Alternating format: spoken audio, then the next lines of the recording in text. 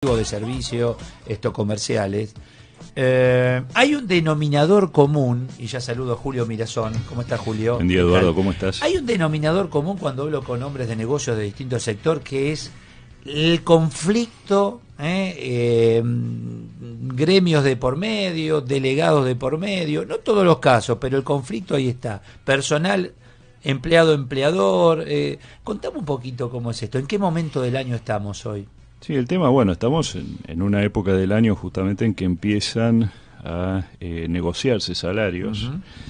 Algunos gremios importantes, como es el caso de los empleados de comercio, ya han tenido su paritaria, ya acordaron un aumento escalonado del 20% en dos tramos, 10 y 10 a partir del mes de, ya aceptado, de ya abril acordado. Y de julio. Sí, ya está homologado por el Ministerio de Trabajo. Ya comienza a aplicarse, por ejemplo, con los sueldos de este mes, de abril. Pero hay otros gremios que seguramente están negociando, estaba pensando, inclusive lo hablaba hace unos instantes contigo antes de comenzar esta charla, por ejemplo, gremios industriales, como por ejemplo UOM, ¿no? Que realmente también de alguna manera marca una pauta para ese tipo de actividad. Y bueno, el hecho de que esta sea la época de negociación de salarios también hace que adquiera protagonismo, obviamente, la representación sindical, sobre todo en el lugar de trabajo. Estamos hablando de delegados, de comisiones internas, que es una relación necesaria. Obviamente el empleador, yo creo que si bien hay ciertas reacciones, ciertos prejuicios, cuidado, de ambos lados, en este tipo de relaciones es una relación necesaria, y hay que conocer las pautas vigentes como para poder manejarla adecuadamente también, ¿no?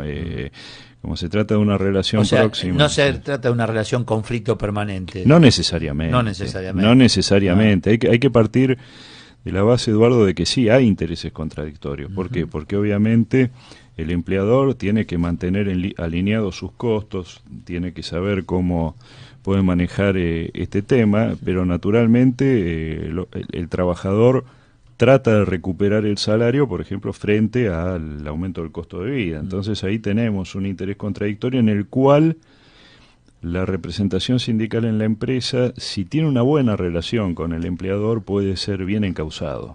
Y si no, bueno, puede derivar en un conflicto, pero en cualquier caso hay que tener en cuenta, es una relación permanente, es necesaria. Si vos estás negociando en metalúrgico y sabés qué pasó en comercio y por otro lado en el Estado, ¿se toma en cuenta el aumento de otro sector? ¿O siempre se habla de tu sector en particular? Lo pueden considerar como una referencia, una referencia importante. Por eso se dan señales previas. A veces, por ejemplo, el gobierno dice, bueno, nosotros, o da a entender de alguna manera que habría problemas para homologar aumentos que excedan de un determinado incremento salarial. Hay negociaciones anteriores que también son un precedente. Pero lo cierto es que acá también hay un componente en todo lo que es la estructura sindical y de la negociación colectiva en nuestro país, que es la de una fuerte centralización en un sindicato que es el único que tiene personería gremial, y que el acuerdo salarial por lo general es aplicable a toda la actividad, así tengas una empresa con una nómina de 3.000 trabajadores o de 50 o de 20. Y eso es a veces difícil de articular, o sea, de alguna manera u otra siempre, desde luego, termina primando la realidad económica, ¿no? Pero claro, lo que fija, si yo aplico ese aumento que acordaste, tengo que cerrar. Ten en cuenta, claro, porque vos tenés que estos acuerdos salariales lo que fijan son mínimos, son mínimos salariales aplicables a toda la actividad.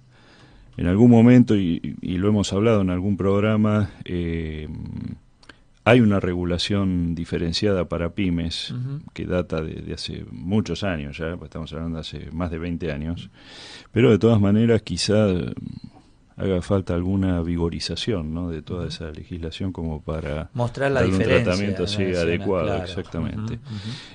Ahora, volviendo, digamos, al tema de la representación sindical en la empresa, hay que tener en cuenta algunas pautas, ¿no? Porque, por ejemplo, el empleador tiene que saber que va a tener que negociar con el delegado con el mismo delegado por lo menos durante 2 años. Si tenemos una dotación importante de personal, que a veces se habla de la comisión interna, es la comisión interna cuando tenés 3 o más delegados, y que, bueno, actúan de acuerdo con las reglas para resolver entre ellos, porque a veces no están de acuerdo. Y además tenés distintas áreas dentro de la misma compañía. Exactamente. No es lo mismo producción que administración que ventas. Es muy importante lo que estás comentando, porque el delegado representa, y esto es importante a la hora de determinar cuántos delegados va a tener el empleador en su establecimiento, en su lugar de trabajo, representa únicamente a los trabajadores que están comprendidos en el convenio colectivo que representa esa asociación sindical. Vos podés tener, por ejemplo, una empresa que tiene actividades bien diferenciadas, distintas, e inclusive distintos también establecimientos, con más de un convenio colectivo de trabajo. Entonces, la representación sindical que vas a tener en cada uno de esos centros de trabajo va a representar al convenio que se desarrolla allí. Entonces, esto es importante porque la ley gremial, la ley 23.551, fija una pauta general de cuántos delegados por establecimiento, por lugar de trabajo tiene que haber. Entonces, es importante tener en cuenta esto, y es una consulta muy frecuente que se hace. Claro. Por ejemplo, dice, bueno, ¿y cuántos delegados tenemos que tener acá? ¿O hasta cuántos delegados podemos tener?